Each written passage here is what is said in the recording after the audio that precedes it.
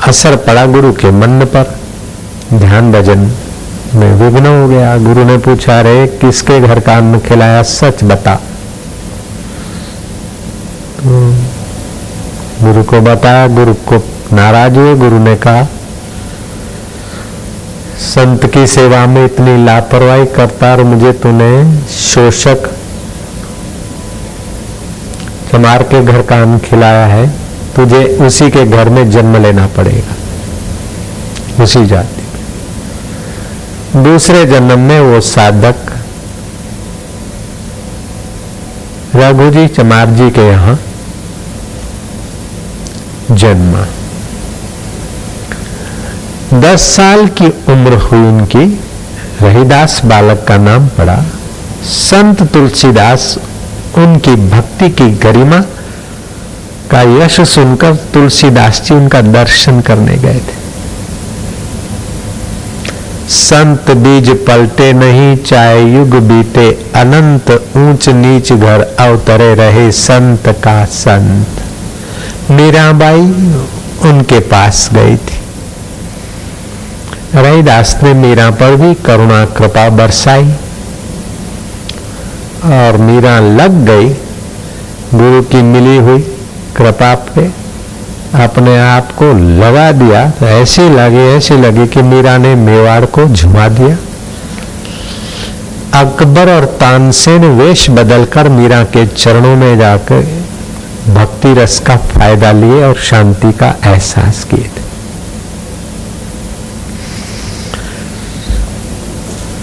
रहीदास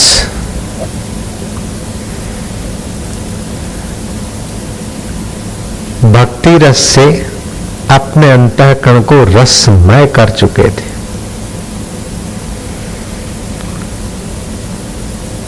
गंगा दशहरे का दिन रहा होगा। काशी का क्षेत्र, ब्राह्मण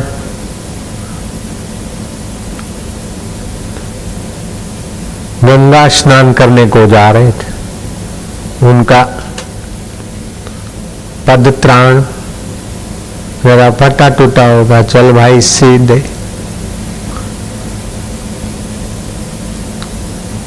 ब्राह्मण देव कहाँ जा रहे? बोले गंगा नहाने जा रहा हूं। तो ऐसे भक्त ब्राह्मण की थोड़ी सेवा मिल गई। रहीदास ने पैसा ना दिया। ब्राह्मण ने सहानुभूति प्रकट करते हुए कहा, तो और कोई कामकाज हो तो बताइए। बोले ये हमारा 1 पैसा गंगा जी को दे देना, हमारा 1 पैसा गंगा जी को दे देना, लेकिन शर्त है कि गंगा जी स्वयं हाथ निकाले तभी ये मेरा पसीने का पैसा उसको देना। ऐसे पानी के बहाव में गंगा जी के बाह्य रूप में पैसा नहीं देना है, आदि देवी के स्वरूप को पैसा देना है। ब्राह्मण सोचता है कि गजब का आदमी है, लेकिन चलो जूता सी देने की सेवा किया है। गंगा बीच गए, गोता मारा, कमर में जो बंधा था पैसा कि मां गंगे,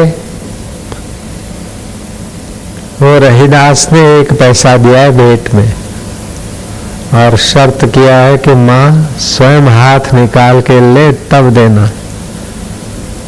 और बदले में निशानी कोई प्रसादी भी माता जी के लेते आए हो तो मां तुम प्रसाद उनके लिए दे सको और हाथ निकाल के पैसा ले सको तो मैं दूंगा। कथा कहती है ईश्वर की दृढ़ भक्ति, अपरा और परा भक्ति, और फिर उसमें संयम मिल गया हो, पूर्व की कोई कमाई हो तो रिद्धि सिद्धियां भी चमत्कार कर लेती। धारा में से हाथ निकला, ब्राह्मण ने पैसा दिया और बदले में मां ने अलौकिक कंगन थमा दिया ब्राह्मण को। ब्राह्मण देखते ही रह गया, ऐसा कंगन, और उसको रहीदास को जाके दूंगा। ब्राह्मण की नीयत थोड़ी बदली, सोचा कि ये दिव्य कंगन अगर राजा को देता हूं तो मुझे माला माल कर देगा। उसने घर का रास्ता लिया, एक सुंदर सुहावने थाल में रेशम के कपड़े से ढककर राजा के यहाँ ले आए और राजा ने उस कंगन के बदले में अशर्फियां दी और वो कंगन राजा ने रानी को दिया। रानी ने कंगन पहनकर तो ऐसी,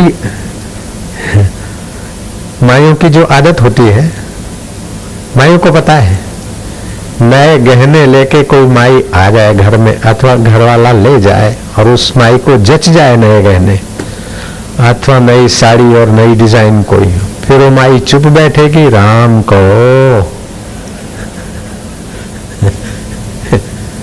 देख फिर कंगन कैसा लगता है, देखिए कपड़ा कैसा है।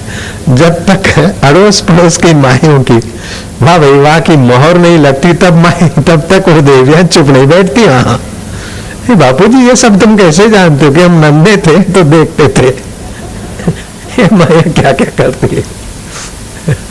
और हमारा स्वभाव ऐसा था तो सब देवियां हमको बड़ा प्यार करती थी, इधर आए नाच, तो हम उनकी मूवी उतार लेते थे दिमाग में। तो रानी ने कंगन पहना, कैसा लगता है देखो क्या है। अब ये आदि दैविक शक्ति का कंगन, वाह भाई वाह। संध्या हुई, इतने में एक दासी आई ड्यूटी पर और वो दासी रही होगी सत्संगी।